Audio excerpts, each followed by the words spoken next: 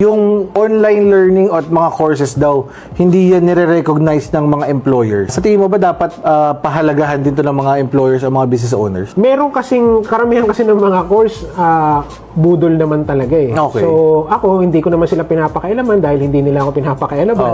May sarili rin akong atake. Hanggat kasi yung course na yun nagbibigay ng result, napakahirap baliin. Okay. I-accredit man siya ng kung sino, lagyan man siya ng permit. Sabi kasi nung may isang influencer na, bakit kayo hindi naman kayo accredited? Hanggat kasi may result for the short period of time. Parang ganito, bro, Mixa. Ang pag-enroll sa gym ng isang taon, pwede yun kung gusto mong pumayat.